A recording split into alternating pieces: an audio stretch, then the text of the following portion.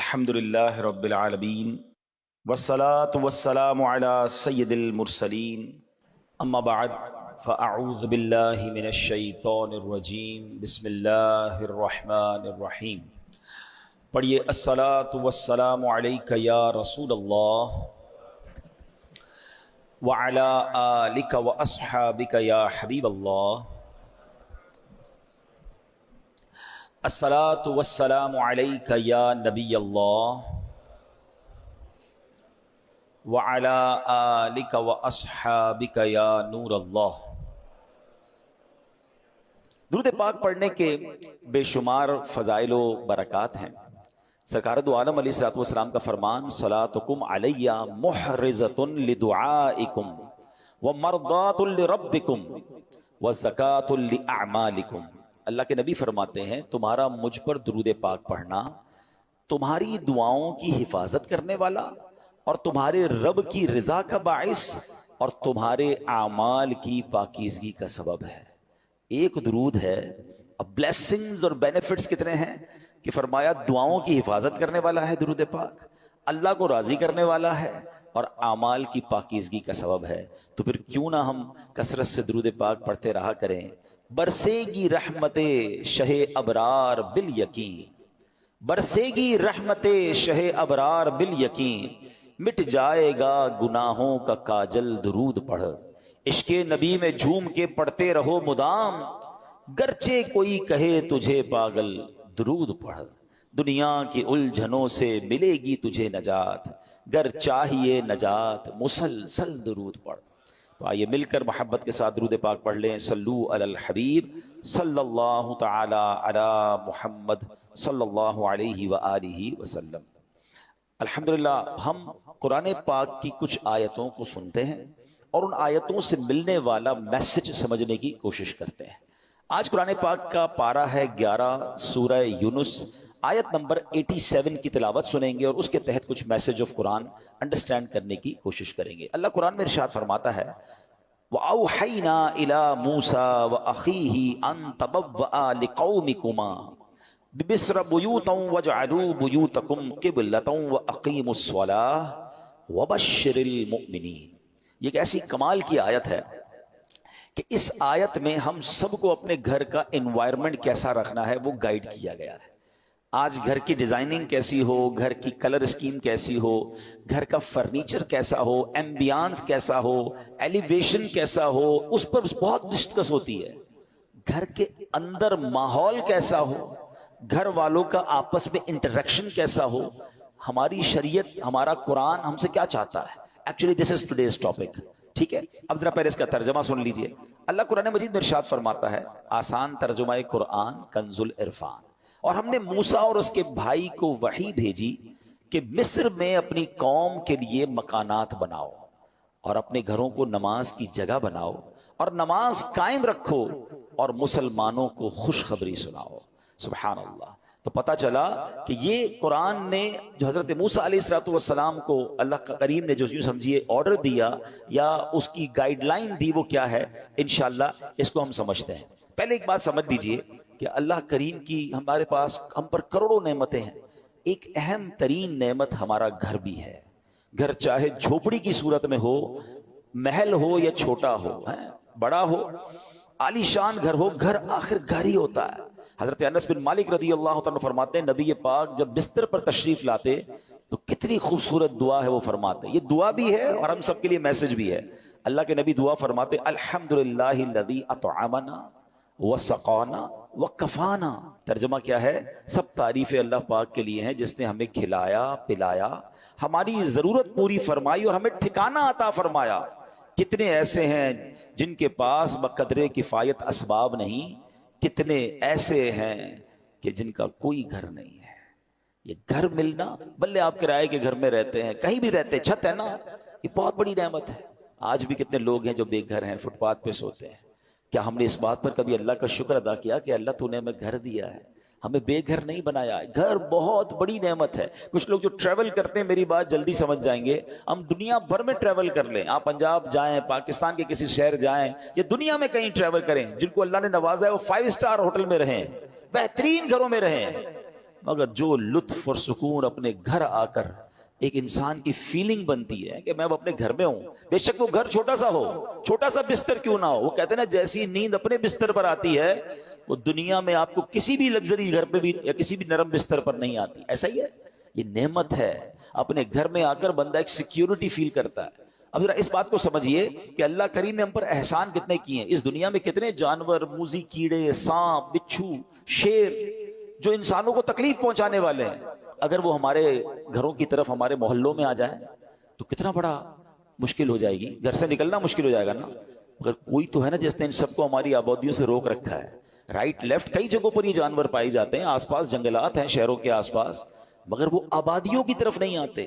یہ اللہ کریم ہے جس نے ان آفتوں، بلاؤں، ان مشکلوں کو ہمارے گھروں سے، ہماری سوسائٹی سے روکا ہوا ہے. ہم اپنے گھروں میں سکون پاتے ہیں، مگر کیا کبھی اس سکون کا شکر ادا کیا ہے؟ نبی پاک کی اس دعا کا ایک جو چھوٹا سا حصہ ہے نا، اس کو بار بار پڑھتے رہا کریں. الحمدللہ الذی کفانا و آوانا. مل کر پڑھ لیں، الحمدللہ الذی کفانا و آوانا. اس کا معنی کیا ہے؟ تمام تعریفیں اس اللہ کے لیے ہیں جو جس نے ہماری ضروریات پوری فرمائی اور ہمیں ٹھکانہ عطا فرمایا. ہم اللہ سے دعا کرتے ہیں اللہ ہمیں اپنے گھر میں اور برکت نصیب فرما، ہمارے گھر میں ہماری حفاظت فرما، ہمارے گھر والوں پر رحمت کی نظر فرما. اے اللہ دنیا میں ٹھکانہ دیا ہے، جنت میں بھی ٹھکانہ عطا فرما. شکر ادا کرو گے نا، کہتے ہیں نا لَإِن شَكَرْتُمْ لَأَزِيدَنَّكُمْ، تم میرا شکر ادا کرو گے میں تمہیں اور عطا کروں گا. جو بڑے بڑے گھروں میں رہ کر بھی کچھ لوگ ناشکرے ہیں اور کچھ چھوٹے سے بستر پر سو کر بھی اللہ کا شکر ادا کر رہے ہیں. کمال تو یہ ہے نا کہ شکر زبان پر ہو، شکوہ نہیں ہونا چاہیے. لیکن میرے پیارے اسلامی بھائیوں، اب جو ٹاپک ہے ایکچولی کہ گھر کے اندر کا ماحول یہ کتنا ضروری ہے، اچھا ہونا، نیک ماحول ہونا. نبی پاک کی حدیث ہے سلامت الرجل فی الفتنہ ان یلزم بیتہ، فرمایا فتنوں میں سلامتی کی راہ یہ ہے کہ بندہ اپنے گھر کو لازم پکڑ لے. ایک بار نبی پاک علیہ الصلوۃ والسلام نے فتنوں کا ذکر کیا تو حضرت عقبہ بن عامر رضی اللہ تعالیٰ عنہ نے پوچھا یا رسول اللہ صلی اللہ علیہ وسلم اس وقت نجات کیسے ہوگی جب فتنوں کا دور آ جائے گا، قیامت کے قریب فتنوں کا دور ہوگا. تو نبی پاک نے ایک فارمولہ دیا. آقا نے فرمایا املک علیک لسانک، جب فتنے پھیل جائیں تو 3 کام کرنا، ٹھیک ہے؟ اپنی زبان کو اپنے قابو میں رکھو. وَلْيَسَعْكَ بَيْتُكَ، تمہارا گھر تمہیں کافی ہو، زیادہ باہر نہ نکلو، گھر کے اندر وقت گزارو. پھر فرمایا وَبْكِ عَلَىٰ خَطِيئَتِكَ، اپنی خطاؤں پر آنسو بہاتے رہو. فتنوں کا دور ہو تو اپنی زبان قابو میں رکھنی ہے، اپنے گناہوں پر رو رو کر معافی مانگتے رہیں اور اپنے گھر میں رہیں. اچھا یہ تو حدیث پاک ہے.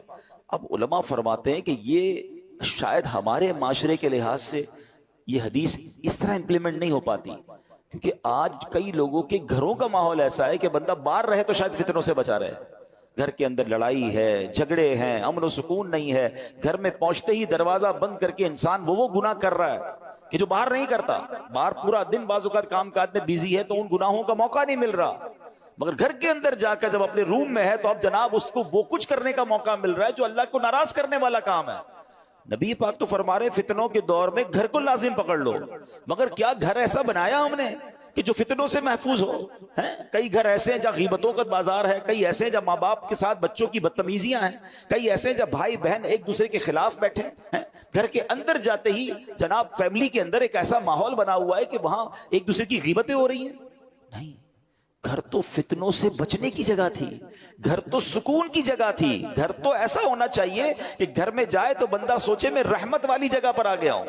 مگر کیا ہم نے اپنے گھر کے انوائرمنٹ کو ایسا بنایا کہ جس کو اللہ کریم نے قرآن میں ارشاد فرمایا؟ آپ کو پتہ ہے جب قیامت کا دن ہوگا تو کچھ خوش نصیب وہ ہوں گے جنہیں سیدھے ہاتھ میں نامہ اعمال دیا جائے گا. ہم اللہ سے دعا کرتے ہیں کہ ان خوش نصیبوں میں ہمیں بھی شامل فرمائے. مگر کچھ مجرم وہ ہوں گے جن سے رب ناراض ہوگا، اس کو اس کے الٹے ہاتھ میں پیٹھ پیچھے اس کو نامہ اعمال دیا جائے گا اور یہ بندہ اس دن موت مانگے گا مگر اسے موت ملے گی نہیں. پھر اسے جہنم کی بھڑکتی ہوئی آگ میں ڈال دیا جائے گا. اس شخص کا جرم پتہ ہے کیا ہوگا؟ قرآن کہتا ہے انہو کان فی اہلہ مسرورا، یعنی بے شک وہ اپنے گھر والوں میں خوش تھا. گھر والوں میں خوش تھا، یہ جرم تھا. اس کی تفسیر میں علماء نے فرمایا کہ اپنے گھر والوں کے ساتھ گھر کے اندر خواہشوں، شہوتوں، غرور و تکبر میں مبتلا رہتا تھا. گھریلو خوشیوں میں ایسا مگن تھا کہ آخرت کو بھول چکا تھا. لہٰذا نہ خود اس نے اچھے عمل کیے، نہ گھر والوں کو اچھے اعمال کی ترغیب دلائی، یوں ہی گناہوں میں مصروف رہ کر موت کے گھاٹ اتر گیا۔ آج کتنے ایسے ہیں جن کے گھروں میں نمازیں ہیں، کتنے ایسے ہیں جن کے گھروں میں عبادت ہے، گھر والوں کی کیا دین کی طرف کوئی تبلیغ کی، کیا گھر میں نمازوں کا ماحول ہے، یا کیا بچوں میں قرآن و سنت کی ترکیب ہے، یا گھر کے اندر کسی کو پتہ ہی کچھ نہیں ہے۔ اب بھی ایسے کئی گھر ہیں جن کے گھروں میں اسلامی تہوار آتا ہے تب بھی بچوں کو، فیملی کو پتہ نہیں ہوتا، کیونکہ وہ اپنی زندگی میں مگن ہے، اور جو گھر کا سربراہ ہے اس کو بھی اس کی فکر نہیں ہے۔ میں آپ کو ایک مسلمان گھرانے کا واقعہ بتاتا ہوں، پاکستان کا تو نہیں ہے، لیکن انفارچونیٹلی جتنا تیزی سے ہمارے وطن میں ماڈرنزم اور دین سے دوری والا ماحول بنتا جا رہا ہے، اور گھر کے بڑوں کو فکر بھی نہیں ہے، یہ دور نہیں دن آپ پاکستان میں بھی یہ دیکھیں۔ یو کے کا واقعہ، ایک بھائی ٹریول پر گیا، والد کی طبیعت خراب تھی، تو واپس آیا، تو کچھ دنوں بعد واپس آیا، والد صاحب گھر میں نہیں تھے، چھوٹا بھائی تھا جو اپنی گیمز میں اور اپنے موبائل میں اور کمپیوٹر میں، جو آج کا ایک نوجوان کا سٹائل ہے کہ لگا رہتا تھا۔ تو کہا والد صاحب کہاں ہیں؟ کہا والد صاحب کی تو ڈیتھ ہو گئی تھی۔ تو کہا مجھے انفارم کیوں نہیں کیا؟ کہا آپ بزنس ٹرپ پہ تھے۔ میں نے کہا کیا ضرورت ہے ڈسٹرب کرنے کی، فیونرل کرنا تھا، ان کا آخری رسومات ادا کرنی تھی، میں نے کر دی۔ تو کہا تم نے کیسے آخری رسومات ادا کی؟ جنازہ کدھر ہوا؟ کون سے قبرستان میں دفنایا؟ تو کہا جنازہ بھی کرنا ہوتا ہے۔ میں تو گوگل پہ گیا، سرچ کیا کہ فیونرل کیسے ہوتا ہے، کسی کا ڈیتھ ہو جائے تو what we have to do. تو گوگل نے مجھے 4-5 آپشن دیے، میں نے سب سے سستا والا جو آپشن تھا ان پر کال کیا، وہ آئے اور ابو کو لے گئے، بس فنش۔ تو اس نے کہا یہ تم نے کیا کیا؟ آپ کو پتہ کیا ہوا اس مسلمان والد کے ساتھ؟ جب سرچ کیا کہ کس فیونرل والے کو دیا ہے، تو جو سب سے سستا آپشن تھا کہ وہ میتوں کو آگ لگایا کرتے تھے۔ اس نے یہ نہیں، اس کو یہ پتا بھی نہیں تھا کہ جنازہ کچھ ہوتا ہے، اس کو یہ نہیں پتا تھا غسل میت ہوتا ہے، اس کو یہ نہیں پتا تھا کہ جناب قبرستان میں دفن کیا جاتا ہے۔ میں مسلمان گھرانے کی آپ کو واقعہ سنا رہا ہوں جو میں نے خود جا کر سنا ہے۔ اب مجھے بتاؤ، اس بچے کا قصور تو تھا، مگر کیا والد کا قصور نہیں تھا؟ اس کا مطلب والد کسی جنازے میں بیٹے کو لے کر نہیں گیا ہوگا، اس والد نے موت اور قبرستان کے بارے میں، تدفین اور غسل کے بارے میں نہیں بتایا ہوگا۔ ہر چیز بچوں کو دلا دی، مگر نہ سکھایا تو دین نہ سکھایا۔ میں اور آپ دنیا سے جانے والے ہیں، ہم سب نے مرنا ہے، اور اس والد کی قسمت کتنی پیاری ہوگی کہ اس کے مرنے کے بعد اس کی اولاد اس کے لیے دعائے مغفرت کرے، اس کے لیے ایصال ثواب کرے، مگر یہ سکھائیں گے تو کریں گے نا۔ ہمارے بچے تو زندگی میں ہمارے سامنے نماز نہیں پڑھ رہے، ہمیں ٹینشن نہیں ہے۔ میں سچ بتاؤں آپ کو، زندگی میں کچھ کر سکیں یا نہ کر سکیں، اپنے بچوں کو کسی طرح 5 وقت کا نمازی بنا جائیے گا۔ پہلے تو خود بننا پڑے گا نا اس کے لیے۔ والد وہ بچہ دیکھتا ہے ابو رمضان میں نمازیں پڑھتے ہیں، اس کے بعد تو میرے والد بھی جمعے کی پڑھ لے تو بڑی بات ہے، تو بچے کو بھی آپ ایکچولی ہم اپنے بچوں کو پریکٹیکلی پریکٹس کرا رہے ہیں کہ بیٹا نماز تو جمعے کی پڑھنی ہوتی ہے، باقی ضروری نہیں ہے۔ تو آپ سوچیں، ہم خود تو دین سے دور کر رہے ہیں، ہم نے گھر میں کون سا ماحول بنایا ہے؟ ورنہ یقین کریں خوش نصیب ہے وہ والد، اگر اس کی اولاد نمازی بن جائے نا، تو آپ کہیں نہ کہیں کہ بیٹا مرنے کے بعد دعا کرنا، وہ دن میں 5 بار باوضو ہو کر قبلہ رو بیٹھ کر اتحیات کے عالم میں کئی بار کیا کہے گا؟ ربنا اغفر لی ولوالدی وللمؤمنین یوم یقوم الحساب۔ ہائے ہائے، اور کیا چاہیے اس والد کو قبر میں کہ فجر ہو تو اس کا بیٹا، اس کی بیٹی، اس کے بچے دعا کر رہے ہیں، اے اللہ میرے ماں باپ کو بخش دے، ظہر میں دعا کر رہے ہیں، عصر میں دعا کر رہے ہیں، مگر گھر میں نمازوں کا ماحول ہی نہیں ہے۔ عید کی نماز پڑھ لی تو پڑھ لی، اب تو جمعے کی نماز بھی لوگوں کی سنا ہے قضا ہونے لگ گئی ہے۔ Nobody have tension، اپنے لیے بھی ٹینشن نہیں ہے، بچوں کے لیے بھی نہیں ہے۔ قرآن کی یہ آیت پکار کر کہہ رہی ہے کہ گھر بناؤ اور اس گھر میں نمازوں کا اہتمام کرو۔ خدا را اپنے گھر کے ماحول پر توجہ دیجیے، یہ سرمایہ ہے، یہ اولاد، یہ فیملی، یہ گھر، یہ ہمارا پھل ہے۔ اگر گھر میں قرآن و حدیث اور نمازوں کا معاملہ ہوگا تو سبحان اللہ۔ اے میرے پیارے اسلامی بھائیوں، قرآن نے کیا کہا کہ مصر میں اپنی قوم کے لیے مکانات بناؤ، نوٹ اونلی مکانات، ڈیفینس میں گھر ہونا چاہیے، فلاں سوسائٹی میں گھر ہونا چاہیے، یہاں تک تو ہماری پلاننگ ہے کہ گھر اچھا ہو، بیوٹیفل سوسائٹی میں ہو۔ آگے قرآن کہتا ہے وَجْعَلُوا بُيُوتَكُمْ، اور اپنے گھروں کو نماز کی جگہ بناؤ اور نماز قائم رکھو، اور جو یہ کرتا ہے اس کو کیا ملے گا؟ وَبَشِّرِ الْمُؤْمِنِينَ، قرآن کہتا ہے مسلمانوں کو خوشخبری سناؤ، خوشخبری ملنی ہے، رحمتیں ملنی ہیں، عافیتیں ملنی ہیں اگر گھر میں نمازیں ہیں۔ اے میرے پیارے اسلامی بھائیوں، اللہ کے پیارے حبیب علیہ السلام فرماتے ہیں اجعلوا فی بیوتکم من صلاتکم ولا تتخذوها قبورا، فرمایا کچھ نماز گھر میں بھی پڑھا کرو، گھروں کو قبرستان نہ بنا دو۔ اس کا مطلب بیوٹیفل ہاؤس ہے، ایکسٹرا ایمبیانس ہے، شاندار فرنیچر ہے، سب کچھ ہے میرے اور آپ کے گھر میں، سٹینڈ بائی جنریٹرز ہیں، اور اگر نماز نہیں ہے نا تو وہ گھر قبرستان ہے۔ ہم سمجھ رہے ہیں اتنا لگژری گھر کو قبرستان، نبی پاک فرما رہے ہیں کہ گھر میں نمازیں پڑھو۔ یہ مردوں کے لیے تو یہی حکم ہوگا کہ مسجد میں آ کے پڑھیں، مگر کچھ نوافل گھر میں بھی پڑھیں، کبھی شراک چاش پڑھیں، کبھی تہجد پڑھیں، کبھی دیگر نماز کے نوافل پڑھیں، مگر خواتین گھر کی، بچے، یعنی گھر میں اللہ کرے ایسا ماحول ہو کہ جب نمازوں کا وقت آئے تو ایک کمرے سے تلاوت کی آواز آ رہی ہو، کہیں سے نمازوں کی پتہ چل رہا ہو۔ ماشاءاللہ کتنے خوش نصیب ہیں وہ لوگ جو گھر جاتے ہوں تو گھر والے نمازیں پڑھ رہے ہیں۔ اے میرے پیارے اسلامی بھائیوں، ایک اور جگہ پیارے آقا فرماتے ہیں اقربوا بیوتکم ببعد صلاتکم، یعنی کچھ نمازوں کے ذریعے اپنے گھروں کی عزت بڑھاؤ۔ آپ چاہتے ہیں نا گھر کی عزت بڑھے، آئے ہے جس گھر میں نمازیں ہوتی ہیں، نبی پاک نے فرما دیا تو حق ہے اس گھر کی پورے محلے میں عزت ہو جائے گی۔ آج بھی دیکھیں علماء کے گھر، امام صاحبان کے گھر لوگ دعا کروانے آتے ہیں، گھر میں نمازیں ہو رہی ہیں نا، عبادت ہو رہی ہے، اللہ اس گھر کو ممتاز کر دیتا ہے۔ ہم سمجھتے ہیں ایکسٹرا لائٹ لگاؤں گا، ذرا خوبصورت ایلیویشن کروں گا، ذرا ہٹ کے ڈیزائننگ کروں گا تو وہ سب سے مشہور ہو جائے گا، نہیں، عزت دینے والا رب ہے، اور اللہ کے سب سے معزز بندے ہیں، اللہ کی مخلوق میں سب سے بڑھ کر عزت والے کون ہیں؟ ہمارے آقا علیہ الصلوۃ والسلام ہے۔ وہ فرما رہے ہیں کہ کچھ نمازوں کے ذریعے اپنے گھروں کی عزت بڑھاؤ۔ نماز کے بارے میں ایک اور حدیث سنو، الصلاۃ عماد الدین، نماز دین کا ستون ہے۔ مجھے بتائیں نا، ہمارے گھر کے پلر نکال دیں تو گھر تو گر جانا ہے نا، یہ تو ایمان کا پلر ہے، مگر اس کی فکر نہیں ہے۔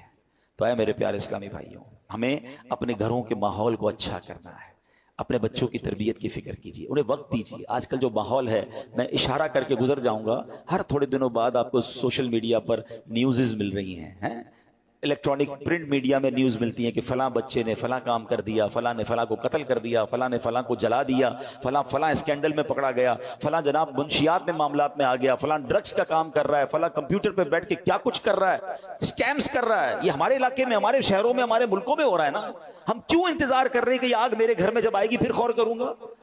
اس سے اندازہ کیجئے، یہ سمٹمز ہوتے ہیں، یہ اشارے ہوتے ہیں کہ معاشرہ کدھر جا رہا ہے۔ ماں باپ کو فکر نہیں کہ بچے گھر میں کیا کر رہے ہیں۔ اتنی دوری مت رکھیں اپنی فیملی کے ساتھ، یاد رکھیے کوئی بڑا ڈیزاسٹر ہو اس سے پہلے آنکھیں کھولیے نا، ہماری بچی کہاں جا رہی ہے، ہمارا بیٹا کہاں جا رہا ہے، وہ کس سے مل رہا ہے، کوئی فکر نہیں ہے۔ وہ کہتے ہیں نا اپنے بچوں کے تم دوست بن جاؤ اس سے پہلے کہ کوئی ایسا دوست بن جائے جو اس کی آخرت اور دین اور دنیا سب برباد کر دے۔ بہت برا حال ہے، پلیز تھوڑا وقت دیجیے۔ اچھی تربیت، یہ تربیت نہیں ہے کہ آپ بھی نماز قضا کر رہے ہیں اور بچے بھی نماز قضا کر رہے ہیں، آپ بھی نمازی بنیں، ہم بھی نیک بنیں، آپ بھی ماشاءاللہ تلاوت کی طرف آئیں، بچوں کو ایسے پروگرامز میں لے کر آئیں، بیانات میں لے کر آئیں، مدنی چینل گھر پہ بیٹھ کے دکھائیں۔ ہم آپ کی سپورٹ چاہتے ہیں، اور یہ کیوں چاہتے ہیں؟ تاکہ مسلمانوں کے گھر جنتی گھرانے بنے نا۔ اب آخر میں ایک دعا سن لیجئے، آمین بھی کہیے گا، ہو سکے تو یاد کر لیں، ہو سکے تو ہر نماز کے بعد یہ دعا کریں، اللہم ربنا ہب لنا من ازواجنا وذریاتنا قرۃ اعین واجعلنا للمتقین اماما، آمین۔ نبی پاک یہ دعا کرتے تھے، تو اپنے بچوں کے لیے، اپنی فیملی کے لیے دعا بھی کریں، لیکن یہ سب چیزیں بدلیں گی کیسے؟ جب ہم بدلیں گے، ہم اچھے ماحول میں آئیں گے۔ میں آپ کو آفر کرتا ہوں، دعوت اسلامی مردوں کے لیے اجتماع الگ کرتی ہے، خواتین کے لیے اجتماع الگ ہیں، بچوں کے لیے مدرسے الگ ہیں، اسکولز اسلامک الگ ہیں، انسٹیٹیوٹس الگ ہیں۔ ہم اگر بدلنا چاہتے ہیں اور فیملی کو بدلنا چاہتے ہیں اور اپنے بچوں کو اپنی مغفرت کا ذریعہ بنانا چاہتے ہیں، دیر از اے وے۔ آئیے اس ماحول سے وابستہ ہو جائیں، اللہ پاک ہم سب کے گھرانوں کو جنتی گھرانہ بنا دے۔ اس کو پلیز سیریس لیجئے گا، اپنے بچوں سے، اپنی فیملی سے اچھے کنیکشن کا وقت دیجئے گا، اور انہیں کسی طرح دین کی طرف آہستہ آہستہ لانے کی کوشش کریں۔ سختی نہیں کرنی ہے، پیار محبت سے، جو ایک انداز ہے اچھے انداز سے کیجئے، انشاءاللہ اللہ کرے گا وہ دن آئیں گے کہ یہ بچے، یہ فیملی، یہ ہمارا گھر ہم سب کی آنکھوں کا نور اور حقیقی گھر بن جائے گا، کہ جس کو نبی پاک نے فرمایا کہ گھروں میں نمازیں ہوں، گھروں میں عبادت ہو، گھروں میں تلاوت ہو۔ اللہ ہمارے گھرانوں کو ایسا گھرانہ بنا دے، آمین بجاہ النبی الامین صلی اللہ